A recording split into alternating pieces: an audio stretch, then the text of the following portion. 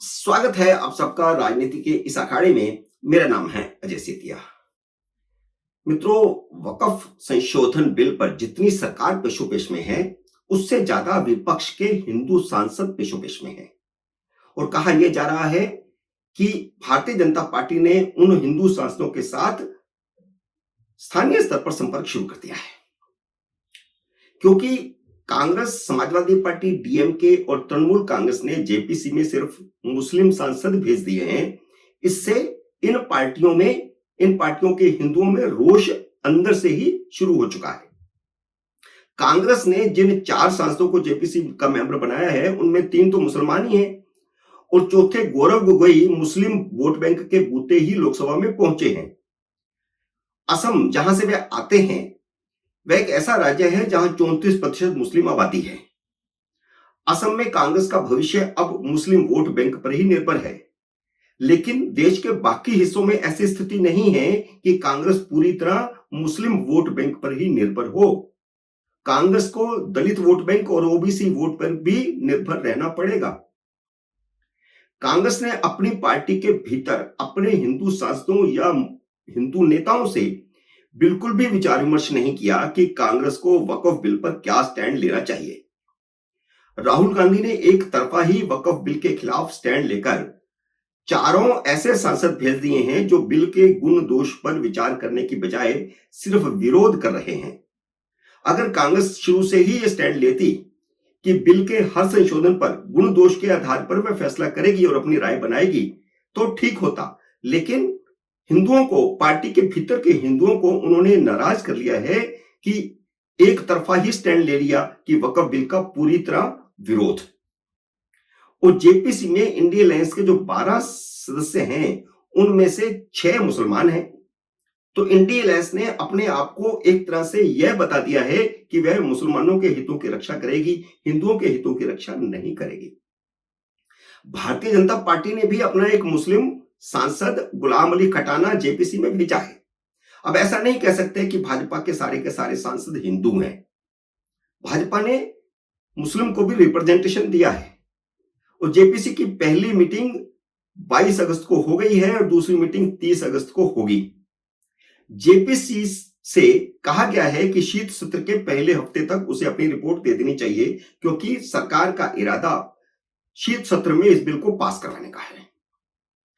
India alliance के 12 सांसदों और ओबीसी के अलावा वाईएसआर कांग्रेस के सांसद विजय साई रेड्डी भी बिल का विरोध कर रहे हैं।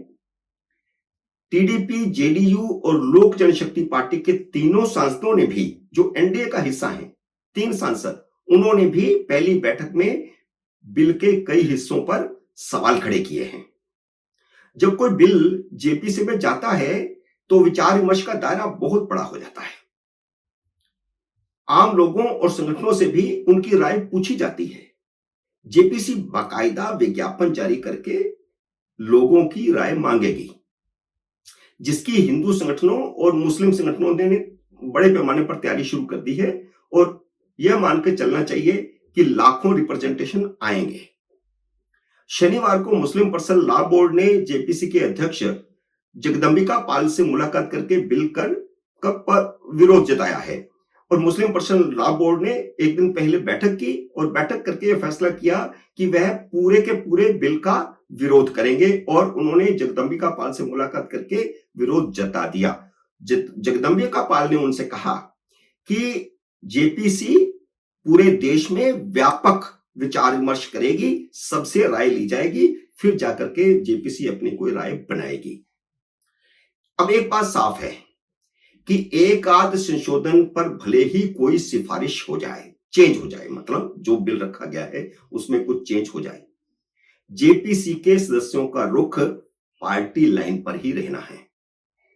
यह पहली बैठक से ही तय हो गया। लेकिन उद्धव ठाकरे की शिवसेना मुश्किल में फंस गई है। भले ही उसका एक ही सांसद है जेपीसी में। लोकसभा में जब बिल रखा गया था, उद्धव ठाकरे के 9 सांसदों ने इंडिया अलायंस का साथ नहीं दिया। उन्होंने वॉकआउट कर दिया और उनके वॉकआउट के खिलाफ मुंबई में मुस्लिम संगठनों ने उद्धव ठाकरे के घर के बाहर प्रदर्शन किया। क्योंकि लोकसभा में जो 9 सांसद जीत कर आए हैं उसमें मुस्लिम वोटरों की भी भूमिका है, क्योंकि वे नए नए उधर जुड़े हैं, सेकुलर हुए हैं नए नए, तो उनको इस बार मुसलमानों ने भी अपना वोट देकर के जिताया है। तो वे कहते हैं कि हमने वोट दिया है आपको, तो आपने तटस्थ भूमिका कैसे निभाई, आप इंडिया अलायंस के साथ कैसे नहीं रहे। तो उद्धव ठाकरे का सांसद जेपीसी में भी तटस्थ बना रहा है। इससे साफ जाहिर होता है कि वह सबसे ज्यादा मुश्किल में है। उनके सामने मुश्किल खड़ी हो गई है, क्योंकि दिसंबर में विधानसभा के चुनाव हैं। वो इधर जाएं या उधर जाएं, उन्हें तय करना होगा।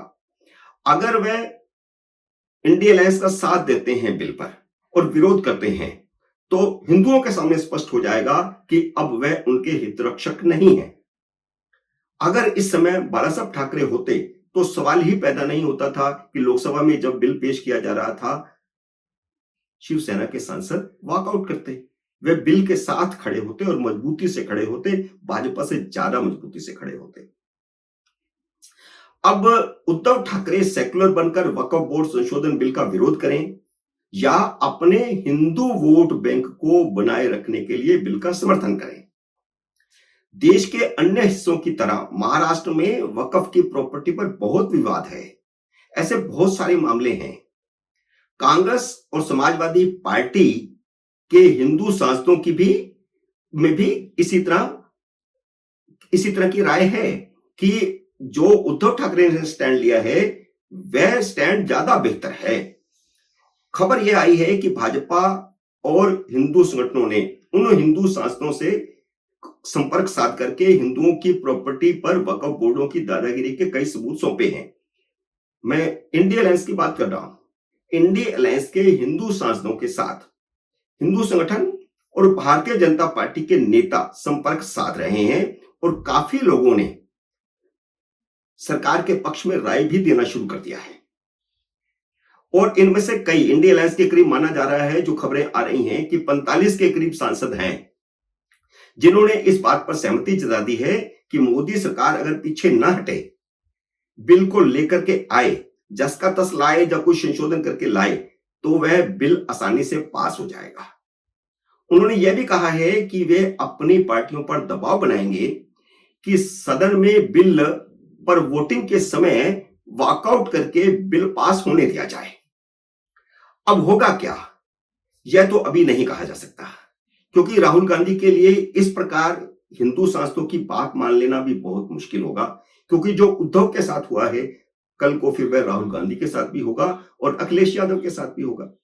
तो इसलिए राहुल गांधी बहुत मुश्किल में फंस जाएंगे अगर कांग्रेस के हिंदू सांसद जरा भी सामने आने की हिम्मत दिखाएंगे। तो अभी नहीं कहा जा सकता कि क्या होने वाला है। मोदी सरकार बिल को जस का तस लाएगी या कमजोर करके लुंज-पुंज बिल लाएगी या ठंडे बस्ते में ही डाल देगी।